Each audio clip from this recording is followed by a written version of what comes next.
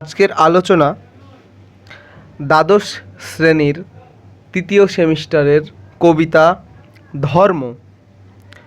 লেখক শ্রীজাত শ্রীজাত বন্দ্যোপাধ্যায়, যিনি শ্রীজাত নামেই অধিক পরিচিত। বর্তমান সময়ের এক অসামান্য কবি ও গীতিকার। তিনি 2004 সালে তার উড়ন্ত সব জোকার কবিতার বইয়ের জন্য আনন্দ পুরস্কার পান।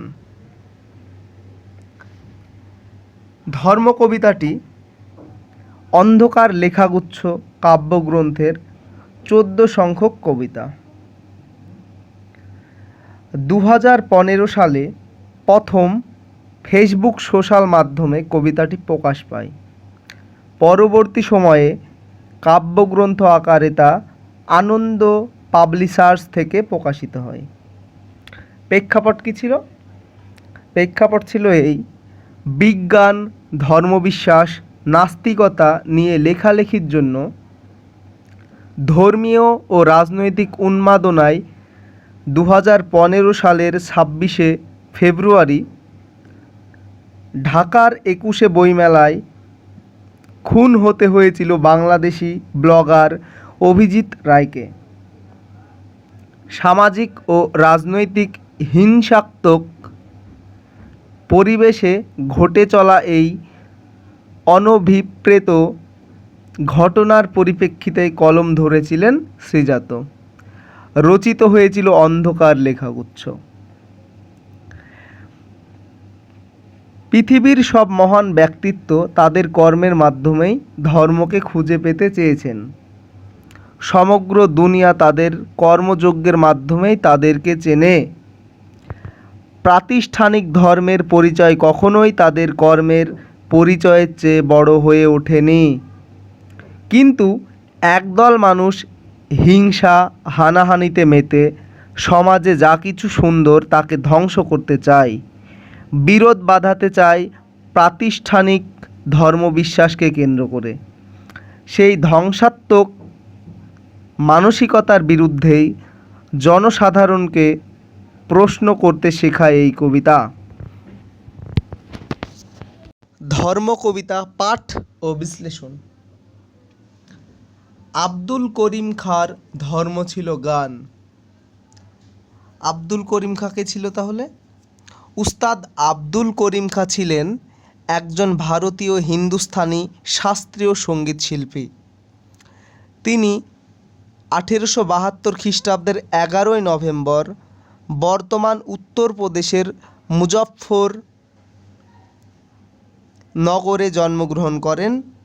তিনি কণ্ঠসঙ্গীত ও সারঙ্গী বাদন ছাড়াও রুদ্রবীণা, সেতার, তবলা, নাকাশা ইত্যাদি বাজানোয় বিশেষ পারদর্শী ছিলেন। মহীশূরের রাজদরবারে গান গাওয়ার জন্য তিনি প্রায় আমন্ত্রিত হতেন। মহীশূরের মহারাজা তাকে সঙ্গীত রত্ন উপাধি প্রদান করেন। আব্দুল করিম সম্ভবত প্রথম শিল্পী যিনি রাগ সঙ্গীতের খেয়াল ও ঠুংরি ধারার মেলবন্ধন ঘটিয়ে সম্পূর্ণ নতুন এক ঘরানা কি রানা ও কই রানা তৈরি করেন।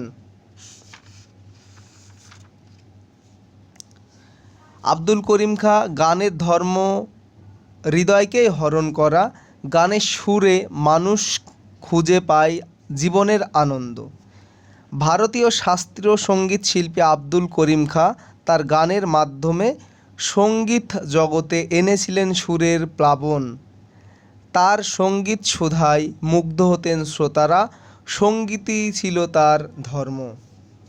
এরপরের লাইন: আইনস্টাইনের ধর্ম দিগন্ত পেরোনো। তাহলে আইনস্টাইন কে ছিল দেখে নিই। সমগ্র বিশ্বে আধুনিক বিজ্ঞানীদের মধ্যে অন্যতম চর্চিত নাম একটি আলবার্ট আইনস্টাইন। আইনস্টাইনের জন্ম 1879 খ্রিস্টাব্দের 14ই মার্চ এক ইহুদি পরিবারে। আইনস্টাইন তার জীবনে শতাধিক বৈজ্ঞানিক গবেষণাপত্র ও 150টি অবৈজ্ঞানিক গবেষণাপত্র প্রকাশ করেছিলেন।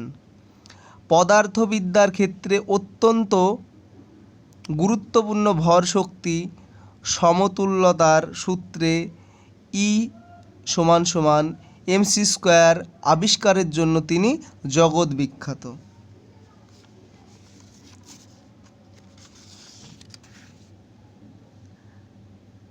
বিজ্ঞানী আইনস্টাইন বিজ্ঞানের নতুন নতুন আবিষ্কারের মাধ্যমেই পেরিয়েছিলেন দুঃসাধ্য সব বাধা। একসময় যা ছিল মানুষের অসাধ্য ভাবনার অতীত, বিজ্ঞানের শাখায় ভর করে তাকেই জয় করেছিলেন তিনি। এরপরের লাইন, কবিরের ধর্ম ছিল সত্যের বয়ান। তাহলে কবিরকে আমরা জেনে নিই।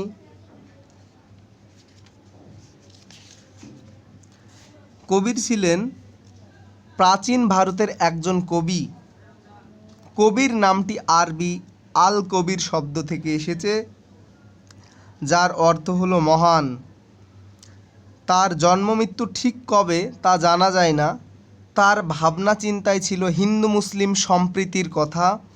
তিনি বিশেষ কৌশলে রামানন্দের শিষ্যত্ব গ্রহণ করেন।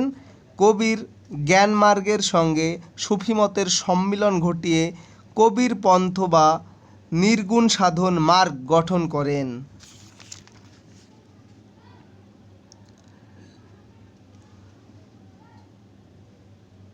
সন্ত সাধক কবিরের জীবনের লক্ষ্য ছিল সত্যের পথে চলা। বাতাসের ধর্ম কি? বাতাসের ধর্ম শুধু না থামা কখনোই। ভ্যান গঘের ধর্ম ছিল উন্মাদনা আঁকা। ভ্যান গঘের ধর্ম ছিল কি? উন্মাদনা আঁকা। ভিনসেন্ট ভ্যান গগ হলেন একজন ওলন্দাজ চিত্রশিল্পী। 1853 খ্রিস্টাব্দের 13ই মার্চ তিনি নেদারল্যান্ডের গ্রুট জুন্ডার্থ গ্রামে জন্মগ্রহণ করেন। খুব ছোটবেলা থেকেই তিনি চিত্রকলা বিষয়ে আগ্রহী ছিলেন।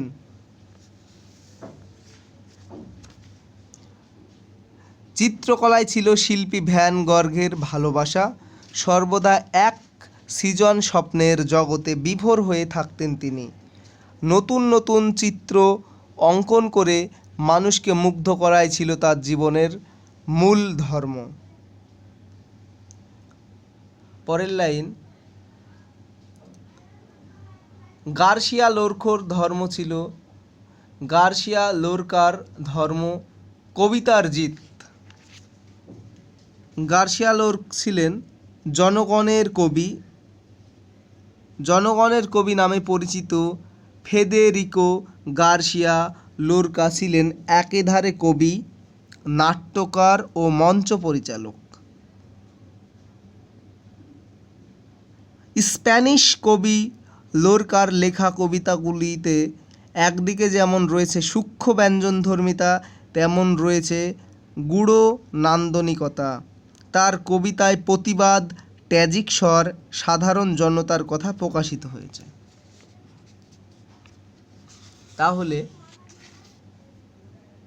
গার্সিয়া লোরকা লিখতেন প্রতিবাদের কবিতা, বেঁচে থাকার কবিতা, ভালোবাসার কবিতা। কবিতার মাধ্যমে সমাজের মানুষকে নতুন আশার আলো দেখানোই ছিল লোরকার ধর্ম। এরপরের লাইন, লেনিনের ধর্ম ছিল নতুন পতাকা। লেনিন প্রখ্যাত রুশ বিপ্লবী ও কমিউনিস্ট রাজনীতিবিদ। লেনিন এর পুরো নাম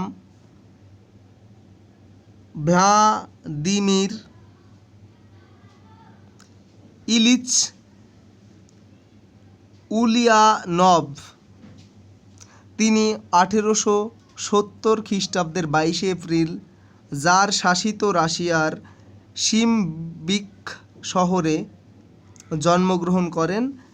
তার মূল উদ্দেশ্য ছিল গণতান্ত্রিকভাবে মানুষকে সংগঠিত করে তোলা, সর্বহারা শ্রেণীর মানুষের ক্ষমতার জন্য লড়াই করা ও একটি সমাজতান্ত্রিক রাষ্ট্র প্রতিষ্ঠা করা। রুশ বিপ্লবের প্রাণপ্রতীক লেনিন সকল শ্রমজীবী মানুষকে এক হওয়ার জন্য আহ্বান জানিয়েছিলেন।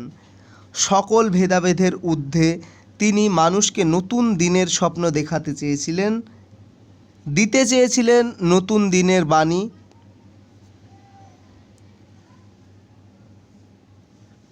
আগুনের ধর্ম আজও ভস্মের চরিত।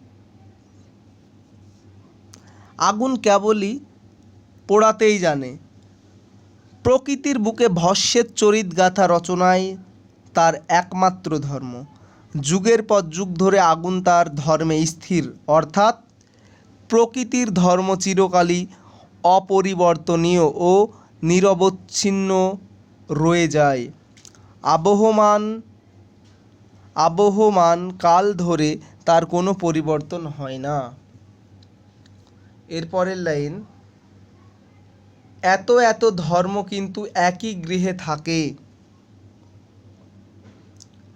এ ওকে সে তাকে আরও জায়গা করে দেওয়ায়। তবে কেন অন্য পথ ভাবাই তোমাকে, তোমার ধর্মের পথে কেন অব্যয়? সত্যি ধর্ম, আবার ধর্মই সত্য। প্রকৃত ধর্মের মূল কথাই হলো সহাবস্থান। তাই বহির্বিশ্বের অনর্থক ধর্মীয় উন্মাদনার মাঝেও সকল ধর্মের মানুষ একই গৃহে থাকে। মহামানবদের নিজস্ব সৃষ্টি ধর্মের মধ্যে কোনো বিরোধ নেই। আইনস্টাইন, কবির, ভ্যান গগ, লোরকা, লেনিন প্রত্যেকে আসলে ভিন্ন ভিন্ন পথ পরিক্রমা করে সত্যের পথই অনুসন্ধান করতে চেয়েছেন। সমাজে তারা নিজেরা একে অপরের প্রতি সহিষ্ণু মনোভাব পোষণ করেছেন, তাই কোনো বিভেদ তাদের মধ্যে সৃষ্টি হয়নি। অথচ কিছু স্বার্থলোভী মানুষ নিজেদের স্বার্থে ধর্মের নামে মানুষের সঙ্গে মানুষের বিরোধ সৃষ্টি করে রক্ত ঝরায়, প্রাণ কেড়ে নেয় অন্যের। মানুষের জীবন ধর্মের থেকে প্রাতিষ্ঠানিক ধর্মকে তারা সমাজে অধিক প্রতিষ্ঠা দিতে চায়। ফলে সমাজে বেড়ে চলে হিংসা, বর্বরতা, অসামাজিকতা। মানবিকতার অপব্যয়ে মানব জীবনে জটিলতার পরিধি বড় হয়ে যায়। এরপরের লাইন আছে, যে তোমাকে শিখিয়েছে দখলের কথা, যেন সে ধর্মই নয় প্রাতিষ্ঠানিকতা। কবি সিজাত আলোচ্য কবিতার মাধ্যমে আমাদের এই বার্তায় দিতে চেয়েছেন, প্রকৃত ধর্ম বিশ্বাস করে ত্যাগে, বিশ্বাস করে বহুজনের কল্যাণে। প্রকৃত ধর্ম কখনোই দখলের কথা বলে না, কখনোই মানুষের সঙ্গে মানুষের বিরোধ সৃষ্টি করে না। যারা ধর্ম নিয়ে ব্যবসা করে তারাই কেবল ধর্মের অপব্যয় মেনে নেয়। ভণ্ড ধর্মগুরুদের নির্দেশে মানুষ মানুষের বিরুদ্ধে রুখে দাঁড়ায়, অত্যাচারী হয়ে ওঠে, হিংসা হানাহানি করে। বিভেদ আর বিদ্বেষের বিষ বাক্যে সমাজকে অস্থির করে তোলে। মানুষের হত্যালীলায় মেতে ওঠার এই মানসিকতাই হলো প্রাতিষ্ঠানিকতা। প্রাতিষ্ঠানিক ধর্ম তাই কোনো মানুষের প্রকৃত ধর্ম হতে পারে না। এই ছিল ধর্ম কবিতার মূল বিষয়বস্তু এবং লাইনের বিশ্লেষণ। ভিডিওটি ভালো লাগলে লাইক, সাবস্ক্রাইব, শেয়ার করে দিও বন্ধুদের মাঝে। এর পরবর্তী ধর্ম কবিতা থেকে কি কি প্রশ্ন হতে পারে, কি কি এমসিকিউ আসতে পারে সেটা আলোচনা করা হবে। ধন্যবাদ।